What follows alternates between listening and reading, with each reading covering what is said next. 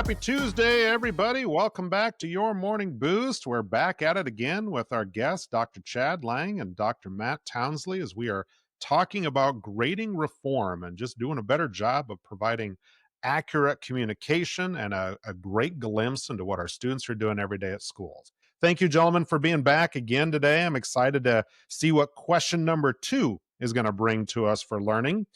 Boosters, if you got a chance and haven't done so already, take a look at Dr. Townsley and Dr. Lang's work. We've got their information in our show notes here for you to be able to check out all of the great stuff they got going on. I guarantee you it's going to be worth your time. Well, gentlemen, before we get to question number 2, do need to take a quick commercial break, but get your thinking hats on because we're going to come right back and dive right into another question on grading practices. We'll be right back after this.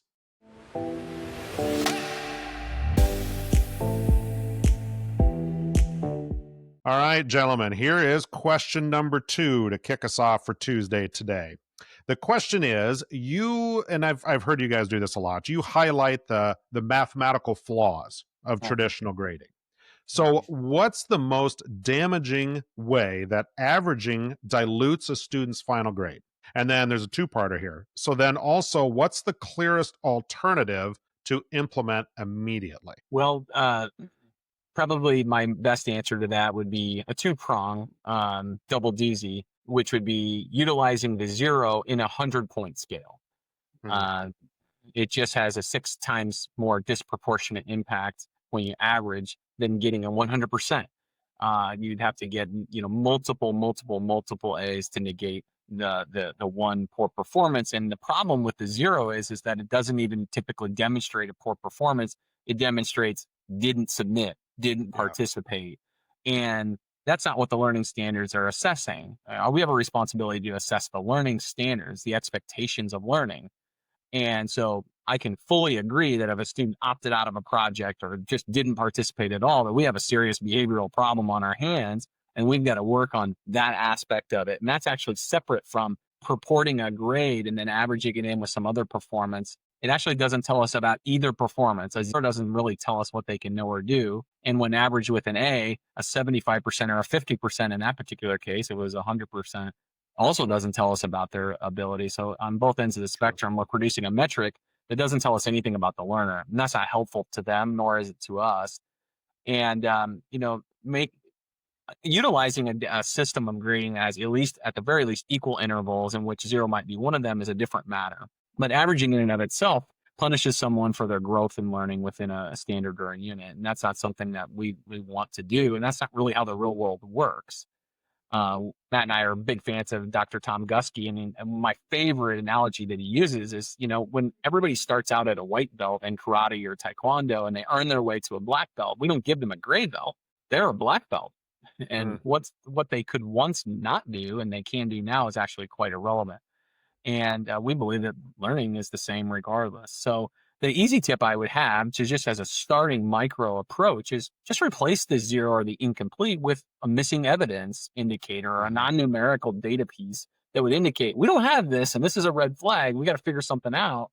But it's not calculating in towards an average as a disproportionate impact on really what it is that they can know or do. We get caught in that, I don't have anything to hold over the student and make them do the work. And really, that is the part we should do, is make them do the work, make them show our evidence of learning. That's what we need in the first place. And we might have to be a little patient and keep working at it to get there. But that's a good point. Dr. Townsley, anything you want to add to that? Yeah, I think just adjacent to what Chad said there, what often comes along with the idea of averaging is what Sue Brookhart in 1991 called Hodge Podge grading. It's just taking a little bit of this, a little bit of that, a little bit of this, points for effort, points for participation, points for how well you know it, and putting it all together. And then, as Chad was alluding to, averaging it. And so there's this thought is that we just put a bunch of stuff together, and then our student information system or electronic gradebook is going to crank out something to some certain level of precision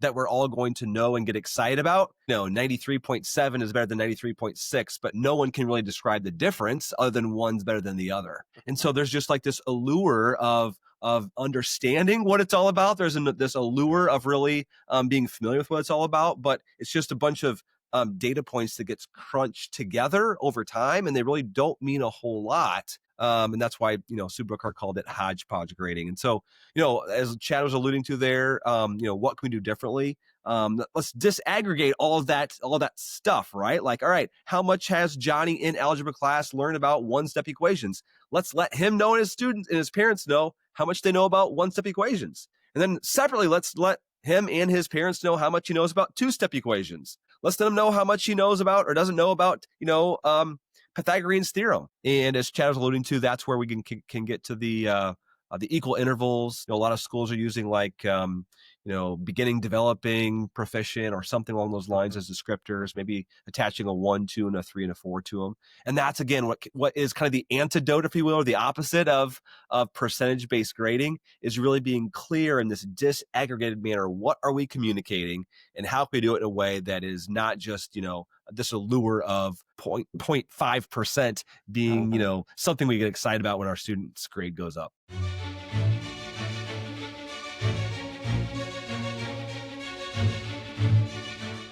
You guys mentioned that yesterday too about communication. And that's really, at the end of the day, what we're trying to do here, right? That grade is a portion of the communication that we give to families and we give to students on their progress towards what we've identified as those standards that they must meet to be able to show proficiency. So that's awesome. All right. So Monday, we talked about some of those misconceptions. Today, talking about that averaging piece, how that dilutes, and an alternative to doing that stuff. Guys, this is great. It's a good start. It's a good start.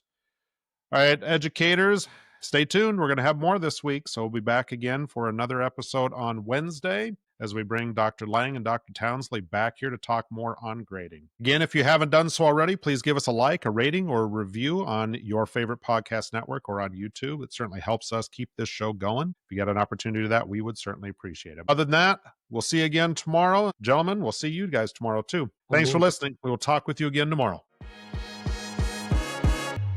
That concludes another episode of Your Morning Boost.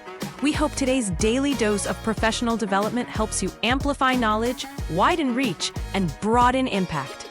Your Morning Boost is an AWB education production brought to you with the generous support of Grundmeyer Leader Services. Join us again tomorrow for more. Until then, keep boosting your impact.